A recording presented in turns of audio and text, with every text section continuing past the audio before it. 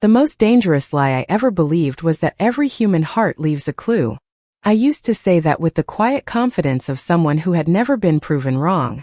29 years old, white, born and raised in Boston, and somehow I had turned an unusual gift into a career that paid better than most people ever imagined. I wasn't a detective. I wasn't a therapist. I wasn't even a professional poker player, although plenty of people assumed I had been one. I was a behavioral consultant for the most exclusive casino in Manhattan, hired by executives who wanted to know whether a business partner was bluffing before signing a contract worth millions. Every twitch, every pause, every forced smile, every nervous breath. People believed they could hide behind expensive suits, luxury watches, polished shoes, and rehearsed speeches. They couldn't. Not from me. A tightening jaw meant resentment. A glance toward the exit meant uncertainty. Fingers tapping once every few seconds meant impatience disguised as confidence. By the time someone finished introducing themselves, I usually knew what frightened them most. It wasn't magic. It was observation sharpened by years of lonely practice. My father used to tell me that cards never lied, only players did. After he passed away, I realized people were exactly the same. They always revealed themselves eventually. The casino lights reflected across polished marble floors as another Friday night settled over the city. Jazz drifted through the air. Crystal glasses chimed softly. Chips clicked across screen felt like tiny clocks counting down someone else's fortune. I walked past the private tables with a tablet tucked beneath my arm, greeting familiar faces who smiled because my presence usually meant someone important was about to make a very expensive decision. I liked this world because everything had patterns. Winning had patterns. Losing had patterns. Fear had patterns. Even confidence followed rules if you watched long enough. Earlier that evening, I had quietly advised one investor not to accept a partnership offer. 30 minutes later, the deal collapsed after hidden financial problems surfaced. Nobody congratulated me out loud. They never did. They simply called again the next time millions were on the line. My phone buzzed just before 10 o'clock. Victor, the casino director. VIP arriving in 5 minutes, his text read. Private table. Highest security level. That wasn't unusual. Manhattan attracted celebrities, politicians, billionaires, and people whose names never appeared in newspapers. I slipped my phone into my blazer and made my way toward the secluded gaming room. 2 security officers stood outside the entrance, both unusually alert. The heavy doors opened. Conversation faded before I even stepped inside. 6 men occupied the room. 5 looked toward the newcomer with quiet respect. Only one remained completely still. He sat alone beneath a warm chandelier, one hand resting beside a stack of untouched chips, the other wrapped loosely around a glass of sparkling water. No expensive display. No restless movement. No attempt to dominate the room. Black tailored suit. Dark hair brushed neatly back. Calm blue eyes that reflected nothing. Adrian Romano. I had never met him before, but the silence surrounding him told me more than introductions ever could. Every instinct I trusted whispered that I should already understand him, so I watched. His breathing never changed. His shoulders never shifted. His gaze remained steady without becoming intimidating. I searched for the tiny signals every person carried without realizing it. There were none. Not hidden. Not controlled. Simply absent. For the first time in my life, I couldn't read the man sitting across the room. Then, as if he had heard the thought inside my head, Adrian slowly lifted his eyes and looked directly at me. He didn't smile. He didn't frown. He simply held my gaze for 3 quiet seconds before speaking in a calm voice that somehow reached every corner of the room. "Miss Carter," he said, "tell me what card you think I'm holding." For a single heartbeat I almost smiled because every challenge begins with confidence. I looked at the man across the polished table and let the room disappear. The quiet conversations beyond the private doors faded into the background. The soft piano from the main casino became nothing more than a distant echo. I focused on Adrian Romano the way I had focused on hundreds of executives, politicians, investors, and professional gamblers before him. Every person had a rhythm. Every person carried invisible habits that betrayed the truth. His breathing remained perfectly even. His shoulders rested naturally against the chair. His fingers touched the edge of the glass without unnecessary movement. Even his blinking followed no obvious pattern. I searched for tension around his jaw. Nothing. I watched the corners of his eyes for fatigue or amusement. Nothing. I listened for tiny changes in the pace of his breathing. Nothing.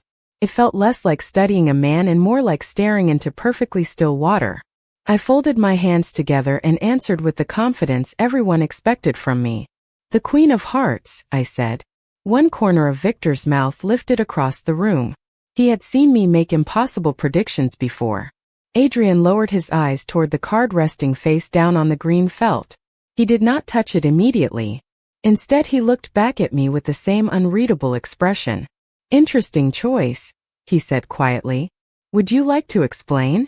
I nodded once. "Your posture suggests confidence but not arrogance. You are here for strategy rather than entertainment. The Queen represents influence more than emotion. That is my guess." He listened without interrupting. When I finished, he reached forward with calm, deliberate movements and turned the card over. The Ace of Spades. Nobody laughed. Nobody reacted at all.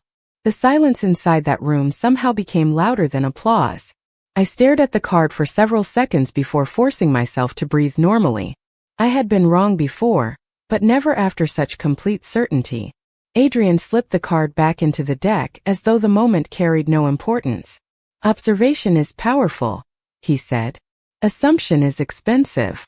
His voice was calm, almost kind, yet those words landed harder than any public embarrassment ever could. Victor cleared his throat and attempted to lighten the mood by introducing everyone around the table, but I barely heard him. My attention stayed on Adrian. Most people celebrated being right. He seemed completely uninterested in proving me wrong. That unsettled me far more than confidence ever could. The meeting continued with discussions about a private charity tournament the casino would host the following month. Adrian answered questions with remarkable patience, speaking only when necessary and never using more words than the conversation required. Every executive around him adjusted their behavior without realizing it. One leaned forward whenever Adrian spoke. Another stopped interrupting entirely. Even Victor, a man who controlled one of the most profitable casinos in New York, unconsciously waited for Adrian to finish before offering his own opinion. Influence without effort. I had studied leadership for years, yet I could not identify how he achieved it. When the meeting finally ended, guests began leaving one by one. I gathered my tablet and turned toward the exit, determined to spend the rest of the night convincing myself this had simply been one unusual mistake. Before I reached the door, Adrian's voice stopped me again. "Miss Carter." I turned. He was already standing, his jacket buttoned neatly, his expression unchanged. "You looked for answers on my face," he said. "Next time, watch the room instead." Then he walked past me without another word, leaving behind only the faint scent of cedar and the uncomfortable realization that while I had been trying to read him, he had quietly been reading me all along. I did not sleep much that night. The skyline outside my apartment faded from black to pale gray, while I replayed every second of that meeting over and over again. My bookshelf was filled with journals documenting thousands of observations collected over nearly a decade. Every unusual facial movement, every negotiation pattern, every deceptive smile. I had built my reputation on one simple belief. If I missed something, I had simply not looked carefully enough. By 6:30 the next morning, I had convinced myself that Adrian Romano was no exception. There had to be an explanation. There always was. I arrived at the casino before 8 with a fresh cup of coffee and a determination that bordered on stubbornness. The security footage from every private gaming room was archived for internal review. As a behavioral consultant, I had access to those recordings whenever management approved an investigation involving client behavior. Victor barely looked up from his office desk when I asked, "Trying to solve last night?" he asked with a knowing smile. "Trying to understand it," I answered. He approved the request without another question. For the next 3 hours I watched the recording frame by frame.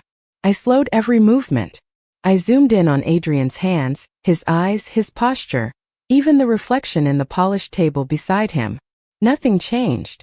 The more carefully I examined the footage, the more impossible it became. His breathing remained steady before every question. His expression never hardened or softened unexpectedly. Even when someone else in the room made a joke, he reacted only after everyone around him did, as though he preferred to measure the room before joining it. Then I remembered his final words. Watch the room instead. I restarted the video. This time I ignored Adrian completely. Within minutes I noticed something remarkable. Every person around him adjusted unconsciously. One executive straightened his tie whenever Adrian shifted his attention. Another delayed answering questions until Adrian gave the slightest nod. Even the cocktail server instinctively approached his side last despite entering from his direction first. Adrian had not been controlling his own behavior. He had been quietly influencing everyone else's. I leaned back in my chair and stared at the pause screen. That was why I could not read him. I had been studying the wrong subject. My phone buzzed just before noon. It was a calendar notification reminding me about a charity fundraising luncheon at the Riverside Foundation. The casino had sponsored the event, and I had agreed weeks earlier to attend as a guest speaker discussing behavioral awareness in corporate leadership. Normally, I would have welcomed the distraction. Instead, my mind remained fixed on one unanswered question. Who exactly was Adrian Romano? The ballroom overlooked the Hudson River, where sunlight danced across the water despite the cool spring breeze. Business leaders filled the room with polite conversations and carefully rehearsed smiles. I recognized many faces immediately. Most greeted me warmly. A few joked that they hoped I would not analyze them during lunch. I smiled politely, but my attention wandered toward the entrance every few minutes without understanding why. Then the room grew noticeably quieter. No announcement. No dramatic entrance. People simply shifted aside with subtle respect as Adrian walked inside wearing a navy suit instead of black. He greeted an elderly couple before speaking briefly with the event organizers. He shook hands with volunteers. He thanked a waiter who refilled his water. None of it matched the intimidating figure everyone whispered about. I watched from across the ballroom, determined not to approach him first. If observation had failed inside the casino, perhaps ordinary life would reveal what polished strategy had hidden. Just as I reached for my glass of iced tea, Adrian looked across the crowded room directly at me. A faint smile appeared for the first time. Not triumphant. Not mocking. Almost amused. Then he raised his glass slightly in silent acknowledgement, as though he had expected me to keep searching all along. 18 days passed before I admitted to myself that curiosity had quietly become routine. I never searched Adrian Romano on the internet because I already knew what I would find. Headlines, speculation, expensive photographs taken from impossible distances. None of that interested me. Public stories rarely explained private people. I preferred patterns, and patterns could only be found by watching someone exist when they believed nobody was measuring them. The Riverside Foundation luncheon had been the first surprise. The second came 4 days later. I volunteered every Thursday evening at a financial literacy workshop for young adults in Queens, teaching simple negotiation skills to students who wanted careers in business but could not afford private coaching. It was the one part of my week that had nothing to do with luxury casinos or million-dollar contracts. Folding chairs replaced leather conference rooms. Paper coffee cups replaced crystal glasses. Honest questions replaced polished speeches. I loved that room because nobody pretended to be anyone else.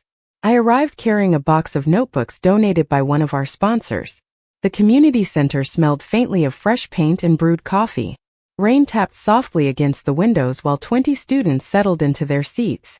Halfway through my presentation, the director quietly walked over and whispered that an unexpected donor wanted to observe the program. I barely nodded before continuing my lesson. 5 minutes later, the back door opened. My voice almost stopped. Adrian Romano stepped inside wearing a charcoal jacket without a tie, looking more like an ordinary businessman than one of the most influential men in Manhattan. There were no photographers. No dramatic entrance.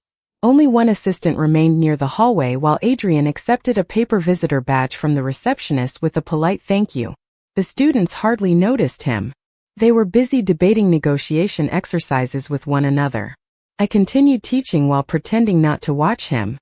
He listened carefully to every student who volunteered. When a nervous young man struggled to explain his business idea, Adrian did not interrupt or correct him. He simply asked one thoughtful question that helped the student organize his own answer. When the session ended, everyone gathered around the refreshment table. I finally walked toward him carrying 2 cups of coffee. "I did not expect to see you here," I admitted. He accepted the cup with a grateful nod. "Most worthwhile places are unexpected. Do you support many programs like this?" I asked. "Only the ones that invest in people before profits." His answer sounded too natural to be rehearsed. Around us, students laughed while exchanging phone numbers and internship ideas. Adrian watched them with quiet satisfaction rather than pride. It was a subtle difference, but I noticed it immediately. "You are observing me again," he said without looking at me. "Occupational habit. And have you reached a conclusion?" I hesitated longer than I intended. "Only that. Every answer creates another question." He smiled slightly. "That is usually how real conversations begin." Before I could respond, the center director hurried over to thank Adrian for funding new scholarships without requesting public recognition. I remained silent while listening. Anonymous donations, internship opportunities, equipment upgrades. None of those details matched the image people casually whispered whenever his name surfaced. Driving home through the rain that night, windshield wipers moving in steady rhythm, I realized something uncomfortable. I had spent years believing contradictions meant deception. Yet Adrian seemed perfectly comfortable existing as 2 different stories depending on who happened to be looking. The next morning, an unmarked envelope waited on my office desk at the casino. Inside was a single white playing card with no suit, no number, and no writing except one sentence printed across the center in elegant black letters. "Some people hide behind masks. Others hide behind reputations. Learn the difference." There was no signature. There did not need to be. I turned the card over slowly, and for the first time in my professional life I realized I was no longer investigating a man. I was following a lesson that someone else had quietly designed for me from the very beginning. The blank playing card stayed in the top drawer of my desk for nearly a week, because I could not decide whether it was a warning or an invitation. Every morning I opened the drawer, looked at the single sentence, and closed it again without touching it. My routine continued as always. Meetings filled my afternoons. Corporate negotiations occupied my evenings. Clients still trusted me to recognize hesitation before contracts were signed. Outwardly nothing had changed. Internally everything had. For the first time in years I questioned my own instincts before giving advice. Not because I had suddenly lost confidence, but because one man had forced me to realize confidence and certainty were not the same thing. Late Friday afternoon, Victor stepped into my office carrying a folder. "Special assignment," he said, placing it on my desk. "Our annual executive charity poker tournament is next Saturday. Adrian Romano agreed to attend. Several sponsors requested you oversee behavioral analysis for the event." I looked at the folder without opening it. "You already have security consultants." Victor smiled knowingly. "They are not asking for security. They are asking for you." After he left, I finally opened the file. Seating charts, guest lists, charity schedules. Then one page caught my attention. Adrian's organization had quietly funded children's education programs, medical research grants, neighborhood business incubators, and scholarship foundations across New York for years. Most donations had never been publicly announced. The numbers were impossible to ignore. None of it matched the stories people casually repeated whenever his name surfaced. That evening I stopped by the small Italian cafe near Bryant Park where my closest friend, Claire Henderson, had agreed to meet after work. Claire had known me since college and possessed the rare ability to challenge every conclusion I reached. As I stirred my cappuccino, I casually mentioned Adrian's name. She lowered her cup slowly. "You are talking about Romano?" she asked. I nodded. "What have you heard?" She hesitated before answering. "Depends on who is telling the story. Some people call him dangerous. Others say he saved businesses that were about to disappear. My uncle owns a family bakery in Brooklyn.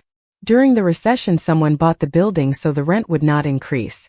Nobody knew who it was until years later. Apparently, it was one of Romano's companies." I frowned. Why would nobody talk about that? Claire gave a quiet laugh. Good news is rarely as interesting as rumors. Her words stayed with me all weekend. Monday morning, another surprise arrived. A small envelope rested beside my keyboard. Inside was a handwritten invitation to tour a scholarship center recently renovated through private donations. No company logo. No signature. Only a date, a time, and an address in Brooklyn. Against my better judgment, I accepted. The building overlooked a neighborhood park filled with children chasing soccer balls beneath bright autumn sunlight. Inside, classrooms buzzed with tutoring sessions and career workshops. College banners decorated freshly painted walls. The director greeted me warmly before explaining that hundreds of students had received financial assistance through anonymous benefactors. As she spoke, Adrian quietly entered from another hallway carrying a cardboard box filled with donated textbooks. He wore rolled sleeves instead of a tailored jacket, smiling as several children rushed over to thank him for replacing outdated computers in their study lab. He greeted each student by name. No cameras followed him. No reporters waited outside. I watched the scene unfold in complete silence until Adrian finally walked over. "Have you decided whether reputations tell the whole story?" he asked gently. I looked around the room one more time before answering honestly. "No," I admitted. "But I have realized I have been asking the wrong question." He tilted his head slightly. "And what is the right one?" I met his steady blue eyes without searching for hidden signals this time. Who benefits from making sure people never look beyond the reputation in the first place? Adrian did not answer my question immediately. Instead, he looked through the classroom window where a group of middle school students were laughing over a robotics project that clearly refused to cooperate. One of the boys accidentally knocked a stack of plastic gears onto the floor. Before any volunteer could react, Adrian walked over, knelt beside him, and helped gather every scattered piece without saying a word. The boy looked embarrassed. Adrian simply smiled and said, "Every good engineer drops something before building something worth keeping." The room filled with relieved laughter, and within seconds the conversation moved on as though nothing unusual had happened. I stood exactly where I was, watching someone who seemed to understand that influence was often quiet rather than dramatic.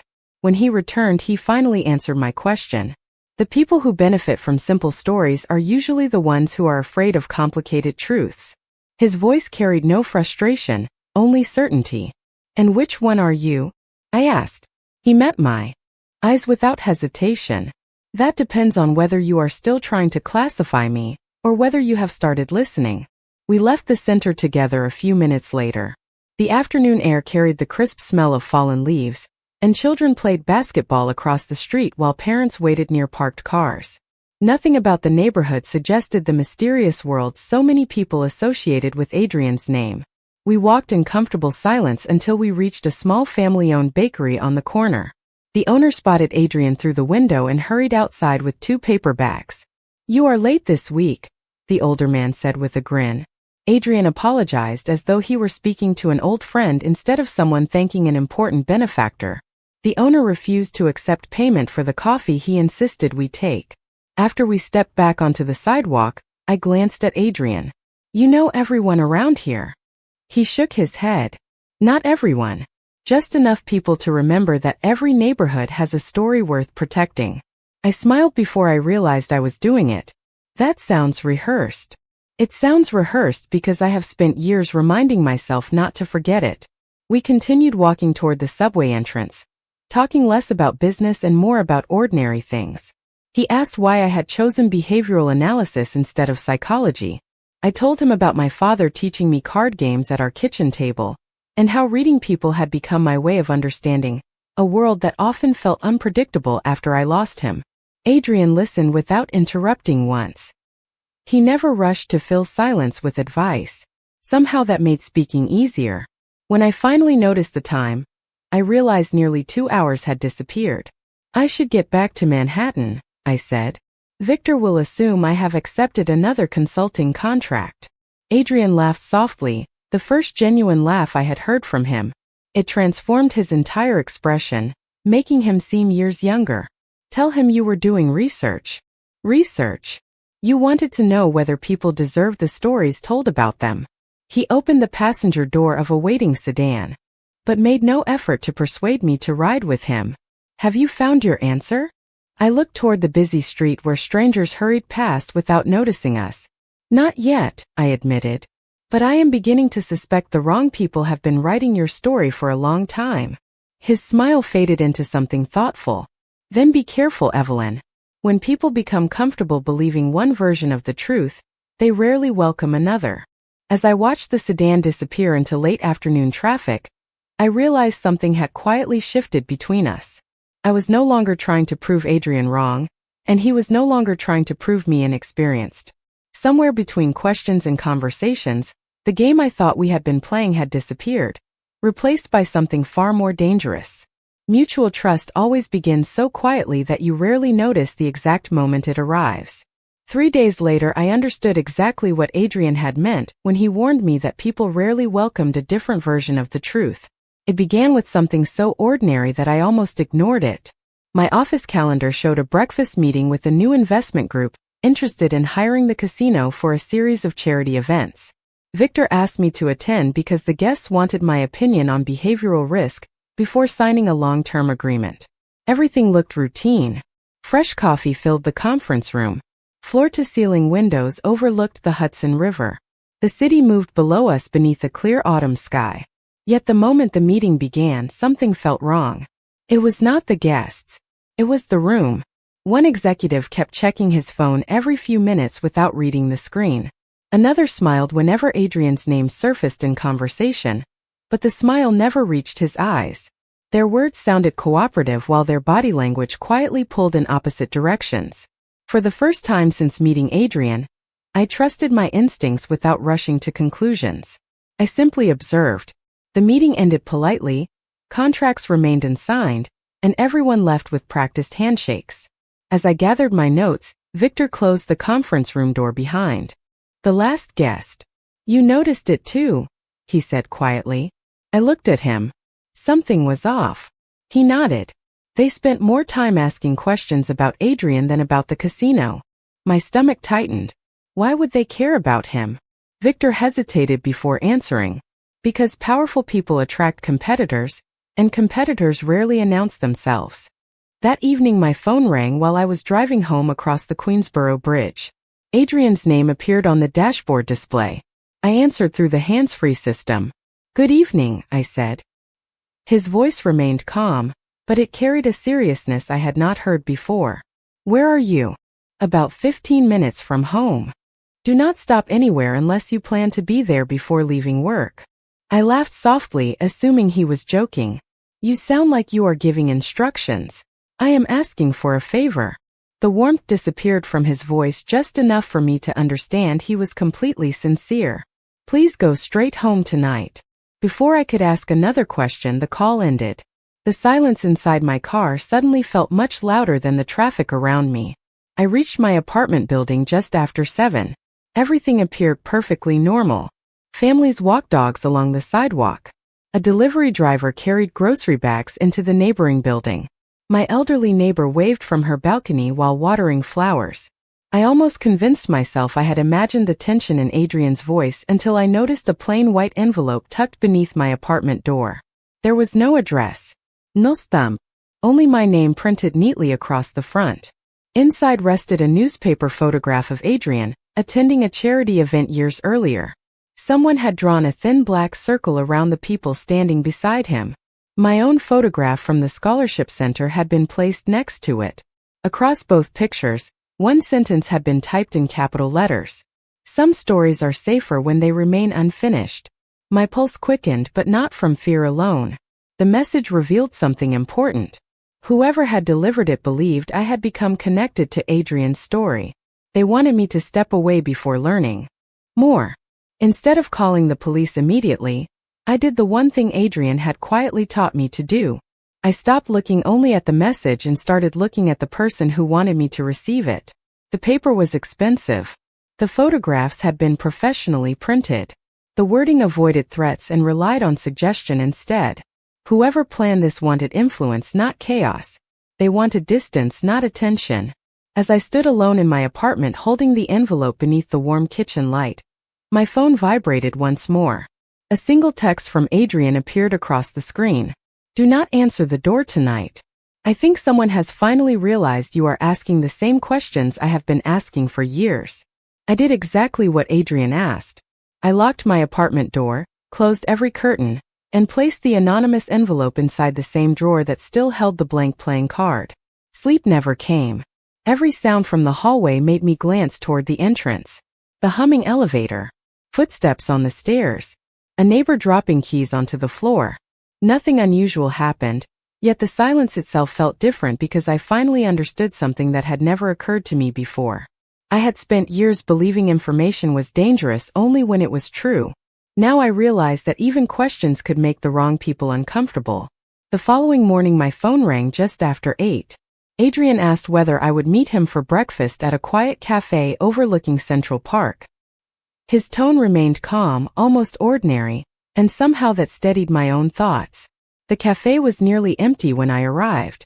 Early sunlight spilled across wooden tables while the smell of fresh pastries drifted through the room. Adrian stood as I approached, waiting until I sat before speaking. "Did anyone come to your apartment?" he asked. I shook my head. "No. Only the envelope." He nodded slowly as though that confirmed something he had already suspected. "Good." I studied him for several seconds. "You expected this to happen." He looked out the window before answering. "I hoped it would not." A server placed 2 cups of coffee on the table. Neither of us touched them immediately. "Who are they?" I finally asked. Adrian smiled faintly.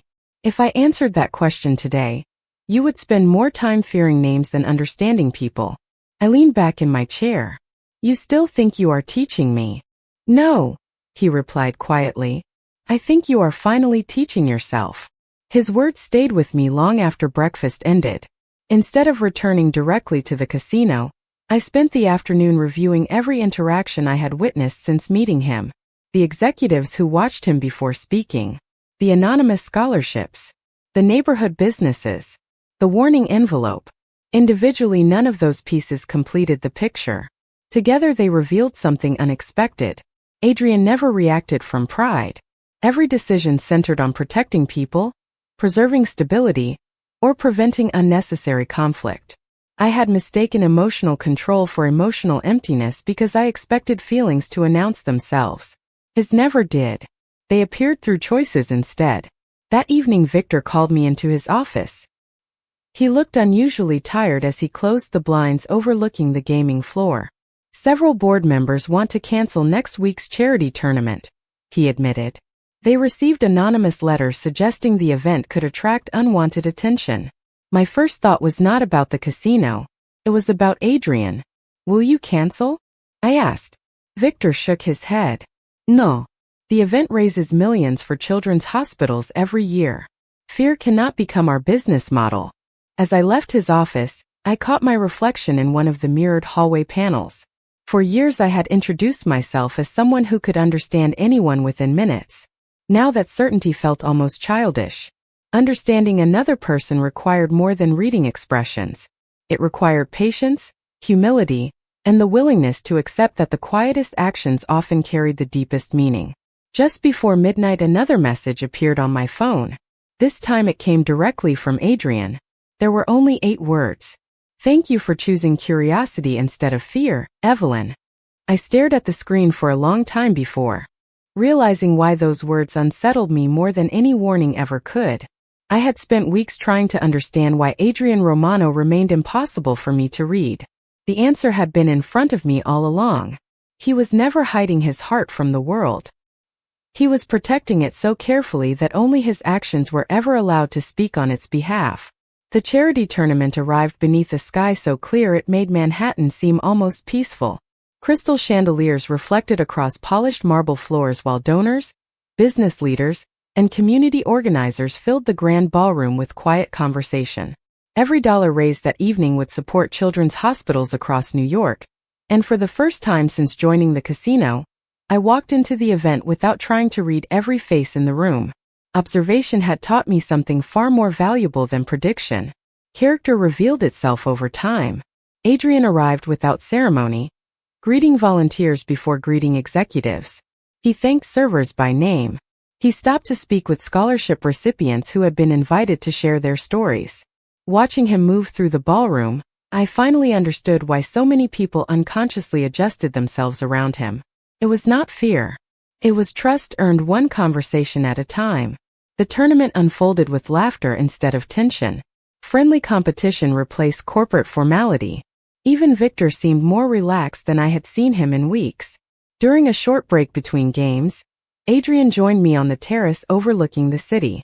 The lights below stretched toward the horizon like countless tiny promises. Autumn air carried just enough chill to remind us that another season was beginning. Neither of us spoke for several moments. The silence no longer felt uncomfortable. Felt familiar. "Do you still keep the blank playing card?" Adrian asked. I smiled. "Top drawer of my desk." He nodded as though he had expected exactly that answer. "Have you figured out why I sent it?" I reached into my evening bag and removed the card. I had carried it with me without consciously deciding to. The smooth white surface reflected the city lights. At first I thought it represented mystery, I admitted. Then I thought it represented deception. I was wrong both times. Adrian waited patiently. "It represented possibility," I continued. "A card without a value becomes whatever the next decision allows it to become. You were never asking me to solve you. You were asking me to stop deciding who you were before I knew the whole story." For the first time since we met, genuine emotion softened his steady blue eyes. "Exactly." I laughed quietly, almost at myself. I spent my entire career believing I could understand people within minutes. Then I met the one person who taught me that understanding begins only after certainty ends. Adrian looked toward the skyline before answering. "Most people judge others because it feels safer than asking better questions." I slipped the blank card back into my bag. "You changed the way I see people." He shook his head gently. "No, Evelyn. You chose to change." His answer settled over me with surprising warmth because I realized he had never tried to control my conclusions. He had simply given me enough truth to discover them myself. The anonymous warnings stopped after that night. The charity tournament raised more money than any previous year. Scholarship programs expanded. New community partnerships opened across the city. Life gradually returned to something resembling normal, yet I was no longer the same woman who had confidently walked into that private gaming room weeks earlier. Looking back now, I still smile whenever someone asks whether I can read anyone in the room. The honest answer is yes, sometimes I can. But the greatest lesson of my life came from the one person I could not understand at first glance. He taught me that the strongest hearts rarely announce themselves through dramatic words or carefully crafted appearances. They reveal themselves quietly through patience, consistency, kindness, and the choices they make when nobody is paying attention. My father once told me that cards never lied, only players did. Years later, Adrian Romano taught me the lesson my father never had the chance to finish. Sometimes the rarest card in the deck is the one with nothing written on it yet, because its true value depends entirely on the person willing to look beyond the surface.